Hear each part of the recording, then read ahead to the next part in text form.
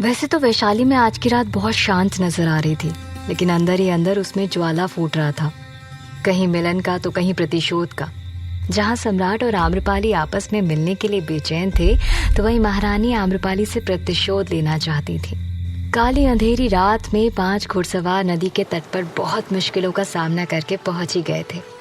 सबसे पहले स्वर्णसेन अपने घोड़े से नीचे उतरे और घोड़े की रस्सी हाथ में पकड़े नदी के तट की तरफ बढ़ रहे थे। वहीं घोड़े पर सवार आम्रपाली और सम्राट एक दूसरे को देख रहे थे। सरना और अंतेनाग उनके पीछे पीछे आ रहे थे। तट पर पहुंचकर आम्रपाली, सम्राट, अंतेनाग और सरना भी घोड़े से उतर गए। स्वर्णसेन एक पत्थर पर बैठकर कुछ सोचने लगे। नदी में जल का बहाव बहुत तेज था। रात के सन्नाटे में पत्थरों से टकराकर पानी बहुत शोर कर रहा था। तेज हवा चल रही थी। आम्रपाली हवा में उड़ रहे अपने बालों को बार बार संभाल रही थी। सम्राट मंत्रमुग्ध होकर आम्रपाली का चेहरा निहारे जा रहे थे। दोनों शांत थे, सिर्फ खामोशी ही खामोशी की ज़बां समझ रही थी। तभी स्वर्णसेन चिंतित स्वर में कहते हैं, ये कैसे संभव हो सकता है भला? स्वर्णसेन की आवाज़ सुनकर दोनों की तंद्रा टूटी। सम्राट ने स्वर्णसेन की तरफ देखते हुए पूछा, क्या? सरना और अंतेनाग भी ध्यान से स्वर्णसेन की तरफ देखने लगे। तो स्वर्णसेन ने कहा, यही कि हमारे यहाँ आने की खबर हम लोगों के अलावा सोम और मुकुंदा को थी। फिर किसने हमारे पीछे आदमी लगाए थे? और भानु प्रताप जी, आपको ये सब कैसे पता चला? भानु प्रताप अंतेनाग को देखकर कहते हैं, हम लोग एक ऊंची चट्टान पर खड़े होकर महल से जंगल तक के रास्ते का मुआयना कर रहे थे। हम जानना चाहते थे कि आप लोग कौन से रास्ते से आगे बढ़ोगे। तभी हमारी नजर जंगल में सड़क के दोनों तरफ कई सारी दिख रही मशाल की रोशनी की तरफ गई। रोशनी बहुत मध्यम थी। हमारे दिमाग में अंदेशा हो गया कि कुछ तो गड़बड़ है। तभी हमने और अंतेनाग ने योजना बनाई कि आप सभी की सुरक्षा के लिए हम दोनों आपके पीछे पीछे आएंगे और आप दोनों लोगों पर घात लगाए बैठे आदमियों से आप सबको बचाते चलेंगे। सभी सम्राट को गौर से देख रहे थे। तभी स्वर्णसेन ने कहा, किंतु ये आदमी भेजे किसने? सम्राट आम्रपाली की तरफ देखकर कहते हैं, स्वर्णसेन जी, ये सब सोचने का समय नहीं है अभी। इन सब पर हम कल विचार करेंगे। स्वर्णसेन उनको देखकर समझ गए कि सम्राट आम्रपाली के साथ एकांत में बात करना चाहते हैं। स्वर्णसेन बात बदलकर सरना और अंतेनाग को इशारा करते हुए कहते हैं, जो भी हो, पर आज की रात सुहानी बहुत है। चलिए आइए, नदी के किनारे एक चक्कर लगाकर आते हैं। ये कहकर वो वहां से चल दिए। उनके पीछे पीछे अंतेनाग और सरना भी चल दिए। सभी के जाने के बाद आम्रपाली और सम्राट एक दूसरे की तरफ देखने लगे। आम्रपाली ने कुछ देर तक सम्राट से नजरें मिलाई और फिर झुका ली। दोनों आज अपने मन में हजारों सवाल लेकर आए थे, किंतु अब दोनों के मुंह से एक शब्द भी नहीं निकल रहा था। उधर सम्राट भी अपने मन में शिकायतों का पुलिंदा बांधकर तो आए थे, किंतु अब उसे खोल नहीं पा रहे थे। इस वक्त आवाज के नाम पर जो कुछ था तो वो था पानी की तेज आवाज के साथ गुनगुनाती हुई ठंडी हवा। तभी सम्राट ने कहा, आप थक गई होंगी, पत्थर पर बैठ जाइए। तो ये सुनकर आम्रपाली की तंद्रा टूटी। उसने सम्राट की तरफ देखा तो सम्राट ने कहा, कोई इस तरह से अपने मित्र के साथ कैसे कर सकता है? हमने कितनी कोशिश की आपसे मिलने की, किंतु आपने हर बार मना कर दिया। ऐसा क्यों किया आपने? आम्रपाली ने सम्राट की आंखों में देखकर कहा, भानु प्रताप जी, मित्रता की आधारशिला विश्वास और सच्चाई होती है, जो आपने तोड़ दी थी। इसलिए हमारा आपसे मिलने का बिल्कुल मन नहीं किया। आपने हमसे सच क्यों छुपाया? ये सुनकर सम्राट अचंभित होकर कहते हैं, कौन सा सच?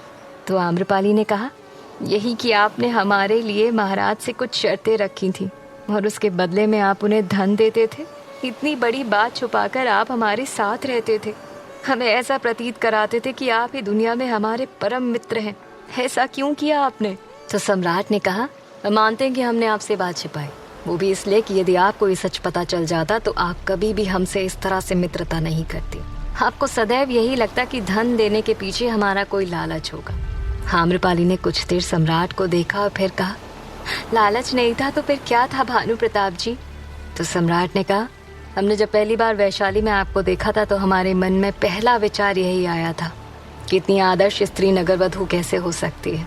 हमने सभी से आपके बारे में जानकारी ली तो पता चला कि आप अनजाने में नगरवधू प्रथा के जाल में फंस गई थी।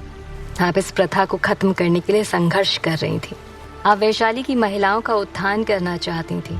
तभी से हमारे हृदय में आपके लिए सम्मान बढ़ गया और तभी हमने ठान लिया था कि आपको कभी भी नगर वधू का दायित्व नहीं निभाने देंगे। साथ ही इस प्रथा को खत्म करने में आपका सहयोग करेंगे। पर हम ये भी जान गए थे कि आप बहुत स्वाभिमानी हैं, आप हमसे मदद नहीं लेंगी। सिर्फ और सिर्फ इसलिए हमने ये बात आपसे छिपाई। ये सब सुनकर आम्रपाली अचंभित हो गई। उसने मन में कहा, हम कितना गलत कर रहे थे भानु प्रताप जी के साथ। जिस व्यक्ति के दिल में स्त्रियों के लिए इतना सम्मान है, वो भला खराब कैसे हो सकता है। हमने कितनी गलत धारणा बना रखी थी भानु प्रताप जी के लिए अपने मन में। अब आम्रपाली सम्राट को एकटक देखे जा रही थी। तभी सम्राट ने कहा, हमने भी आप पर बहुत विश्वास किया था आम्रपाली, किंतु आपने भी वो तोड़ दिया। ये सुनकर आम्रपाली चौंक कर एक कदम पीछे हट गई। एक तरफ सम्राट और आम्रपाली एक दूसरे से अपने गिले शिकवे दूर कर रहे थे, तो वहीं दूसरी तरफ महाराज ने सैनिकों को आदेश दे दिया था कि वो आम्रपाली को ढूंढ कर लाएं। महाराज ने सैनिकों को सख्त आदेश दे दिए थे कि चाहे धरती आकाश एक कर दें, पर सुबह से पहले आम्रपाली को ढूंढकर महल वापस लेकर आएं। महाराज ने उनसे कहा, लेकिन इस बात का ध्यान रहे कि ये सब बहुत शांति से करना है। किसी को भी पता नहीं चलना चाहिए कि आम्रपाली युवराज के साथ भाग गई हैं। इससे युवराज की छवि बिगड़ेगी और आम्रपाली से भेंट करने के लिए जितने लोगों ने धन दिया है, वो सभी लोग विद्रोह पर उतर आएंगे। सुबह से पहले लोगों के सवालों के घेरों के बीच फंसने से पहले हम आम्रपाली को महल में चाहते हैं। अब जाओ, सभी अपना काम करके आओ। वैशाली के चप्पे चप्पे में सैनिक आम्रपाली को तलाश करने के लिए निकल चुके थे। मध्यरात्रि का वक्त था। सभी नागरिक अपने अपने घरों में सो रहे थे, किंतु घोड़ों की टापों की आवाज को मध्यम रखते हुए सभी सैनिक आम्रपाली को ढूंढ रहे थे। एक तरफ जहां सैनिक आम्रपाली को पूरे वैशाली में तलाश कर रहे थे, तो वहीं दूसरी ओर आम्रपाली और सम्राट आमने सामने खड़े थे। सम्राट ने जब आम्रपाली से कहा कि आपने भी हमारा विश्वास तोड़ा है, तो ये सुनकर आम्रपाली चौंक गई। उसे समझ नहीं आया कि भानु प्रताप किस विश्वास की बात कर रहे हैं। वो मन में कहती है, हाँ, हमने उनसे मिलने से जरूर मना किया था, किंतु ऐसा कुछ नहीं किया जिससे उनका विश्वास टूट जाता। सम्राट आगे कहते हैं, हाँ आम्रपाली, हमने आपको हमेशा दुनिया से लड़ते हुए देखा है। आपने कभी भी हार नहीं मानी, लेकिन यहाँ कैसे हार गई? यहाँ भी तो लड़ना चाहिए था ना आपको। आम्रपाली को कुछ समझ नहीं आ रहा था। उसने कहा, क्या कहना चाहते हैं आप? सम्राट आम्रपाली की आंखों में देखते हुए कहते हैं, आपने दायित्व निभाना क्यों स्वीकार कर लिया? आपने उसका विरोध क्यों नहीं किया? आम्रपाली को अब समझ आया कि भानु प्रताप जी क्या कहना चाह रहे थे। आम्रपाली ने मन में सोचा कि अब इन्हें कैसे बताऊं कि हमने कोई दायित्व नहीं निभाया। तो आम्रपाली ने कहा, आपको क्या लगता है कि हमने विरोध नहीं किया होगा? हमने दायित्व निभाना शुरू नहीं किया है भानु प्रताप जी। अब सम्राट को कुछ समझ नहीं आ रहा था, तो उन्होंने कहा, पूरे वैशाली के चप्पे चप्पे में चर्चे हैं कि आपने कैसे उस राजा के साथ रात बिताई है। ये सुनते ही आम्रपाली की आंखों में आंसू छलक आए। उसने मन में कहा, भानु प्रताप जी को भी हम पर विश्वास नहीं हो रहा। इतना तो वो हमें जानते हैं कि हम ऐसा कभी नहीं करेंगे। आम्रपाली की आंखों में आंसू देखकर सम्राट का मन उदास हो गया। उधर दूर से स्वर्णसेन दोनों को बात करते हुए देख रहे थे। आम्रपाली ने कहा, भानु प्रताप जी, जैसा आप समझ रहे हैं वैसा कुछ नहीं है। दुनिया जानती है कि हमने राजा के साथ रात बिताई थी, किंतु सिर्फ हम जानते हैं कि ऐसा कभी नहीं हुआ था। ये सुनकर सम्राट आश्चर्यचकित हो गए। वो गौर से आम्रपाली को देख रहे थे। वो समझ ही नहीं पा रहे थे कि हर पुरुष की जबान पर जो बात है वो झूठ है क्या। वो मन ही मन ये सुनकर बहुत प्रसन्न भी हो गए थे, किंतु ये जानने के लिए बहुत उत्सुक भी थे कि आखिर ये सब हुआ कैसे। वो आम्रपाली से कहते हैं, तो लोग झूठ बोल रहे हैं क्या? तो आम्रपाली ने कहा, वो वही बोल रहे हैं जो उन्हें पता है, लेकिन ये सच नहीं है। हम आज भी उतने ही पवित्र हैं जितने पहले थे, किंतु हम वचन से बंधे हैं, इसलिए आपको इसके पीछे की कहानी नहीं बता सकते। तो सम्राट ने कहा, कैसा वचन? तो आम्रपाली ने जवाब दिया, माफ़ करना, वो हम आपको नहीं बता सकते। सम्राट के मन में अब अपार शांति थी। वो आम्रपाली के पास आकर कहते हैं, हम आपको बता नहीं सकते कि ये सुनकर हमें कितनी प्रसन्नता हो रही है। आज की रात आपकी ज़िंदगी से नगरवधू का पद हमेशा हमेशा के लिए हट जाएगा। हम आपको अपने साथ ले जाएंगे। तो आम्रपाली ने कहा, ये संभव नहीं है भानु प्रताप जी, हमें यहीं रहना होगा अभी। तो सम्राट सख्त स्वर में कहते हैं, किंतु क्यों इस नर्क में रहना चाहती हैं आप?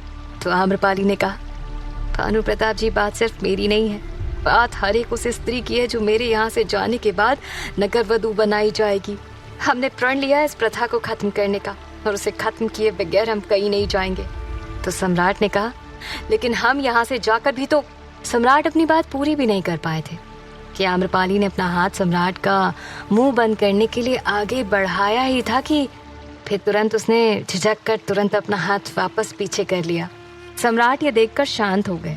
तो आम्रपाली ने कहा, हमने आज ही कुछ करने का संकल्प लिया है। ये हमारी आखिरी और सबसे बड़ी कोशिश होगी भानु प्रताप जी, नगर वधु प्रथा को हमेशा के लिए खत्म करने की। अब बस धैर्य रखिएगा, अब हमें जाना होगा, नहीं तो सुबह हो जाएगी। सम्राट ये सुनकर व्यथित हो गए थे। वो नहीं चाहते थे कि आम्रपाली कभी भी उनके पास से जाए। तभी आम्रपाली ने आवाज लगाकर स्वर्णसेन को बुलाया। सम्राट ने उन्हें रोकने की कोशिश की, पर आम्रपाली ने उन्हें कहा, चिंता मत कीजिएगा, हम जल्दी मिलेंगे। स्वर्णसेन, सरना और अंतेना दौड़कर उनके पास आ गए। सभी वापस जाने के लिए अपने अपने घोड़े पर सवार हो गए। जाना तो आम्रपाली भी नहीं चाह रही थी, किंतु रात में ही वापस नीलपद्म महल पहुंचना उसकी मजबूरी थी। सम्राट और आम्रपाली एक दूसरे को देख रहे थे, जैसे कि एक युद्ध से पहले राजा रानी से विदा लेता है। फिर वो सभी तेजी से घोड़े को दौड़ाते हुए वापस जंगल की तरफ चले गए। सम्राट आम्रपाली को तब तक देखते रहे जब तक वो उसकी आंखों से पूरी तरह से ओझल नहीं हो गई। आम्रपाली भी घोड़े पर सवार होकर बार बार पीछे मुड़कर देख रही थी। एक तरफ आम्रपाली सम्राट से मिलकर महल वापस जा रही थी, तो वहीं दूसरी तरफ सुमेर श्रीमालू के पास पहुंचे। सुमेर जोर जोर से उसके कक्ष का द्वार पीट रहे थे। तेज आवाज से श्रीमालू की नींद टूट गई। उसने उठकर दरवाजा खोला तो सामने सुमेर खड़े थे। तो श्रीमालू ने कहा, महामंत्री जी, इतना तेज दरवाजा क्यों पीट रहे हैं आप? क्या आफत आ गई है? तो सुमेर हाफते हुए कक्ष में घुसे और कहते हैं, हाँ, आफत आ गई है। आम्रपाली महल से भाग गई है। अब तुम्हारा क्या होगा, और क्या होगा उन सभी लोगों का जिन्हें हम लोगों ने भेंट का समय दिया है? सब गड़बड़ कर दी इस कमबख्त आम्रपाली ने। सुमेर को अपने ग्राहकों की पड़ी थी। वहीं ये सुनकर श्रीमालू के भी होश उड़ गए थे। वो मन में कहती है, कौशला देवी से किया हुआ वादा कैसे निभाऊंगी? ये सोचकर वो तेजी से चहलकदमी करने लगी। तभी मन में कहती है, कौशला देवी को छोड़ो, हमारे प्रतिशोध का क्या होगा? अब हम आम्रपाली से अपना हिसाब कैसे चुकता करेंगे? ये सोचकर श्रीमालू का चेहरा क्रोध से लाल हो गया। सुमेर विस्मित होकर श्रीमालू का चेहरा देख रहा था। जहाँ एक तरफ श्रीमालू बहुत क्रोधित थे, तो वहीं दूसरी तरफ स्वर्णसेन, सरना और आम्रपाली महल की तरफ जा रहे थे। वैशाली में चारों ओर सैनिक आम्रपाली को तलाश कर रहे थे। तभी उन्हें एक मोड़ से गली में घोड़े पर सवार आम्रपाली आती हुई दिखाई दी। सभी घुड़सवार सैनिक तेजी से उनकी ओर दौड़े और चारों ओर से आम्रपाली को घेर कर उन पर तलवारें तान दी। दूर से सरना ने ये सब देखा तो वो भी तेजी से तलवार निकालकर उनकी ओर दौड़ पड़ी। उसने पास पहुंचकर जोर से लात मारकर एक सैनिक को घोड़े से नीचे गिरा दिया और दूसरे सैनिक की गर्दन पर तलवार रख दी। तभी सभी सैनिक फुर्ती से सरना के ऊपर लपके, किंतु सामने से घोड़े पर युवराज को आते देखकर सब रुक गए।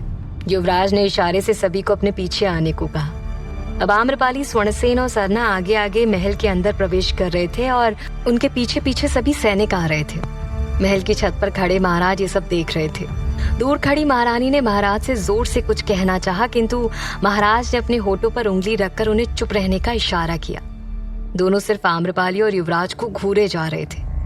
महाराज के दिमाग में कुछ चल रहा था, तो वही सम्राट से अपने दिल की बात कहकर आम्रपाली के मन का बोझ हल्का हो गया था। वो अब आराम से सो रही थी। रात बीत चुकी थी।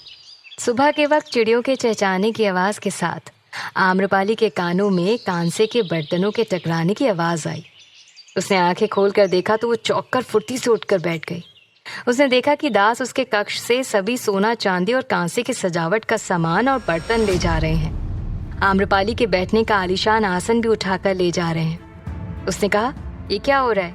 ये सारा सामान क्यों लेकर जा रहे हैं आप? तो दासों ने आम्रपाली को कोई जवाब नहीं दिया। तभी उसकी नजर द्वार पर सिर झुकाए खड़ी सरना पर गई। उठकर सरना के पास गई और बोली, सरना, ये सब क्या हो रहा है? सरना ने बहुत ही उदास मन से धीरे से कहा, दरअसल महाराज ने। ये कहकर वो चुप हो गई। आम्रपाली ने जोर देते हुए पूछा, महाराज ने क्या? आखिर ऐसा क्या आदेश दिया था महाराज ने कि आम्रपाली के कक्ष से सारे कीमती सामान हटा दिए जा रहे थे? आखिर आम्रपाली किस आखिरी कोशिश और संकल्प के बारे में सम्राट को बता रही थी? अब क्या करेगी श्रीमालू? जानने के लिए सुनते रहिए। आम्रपाली।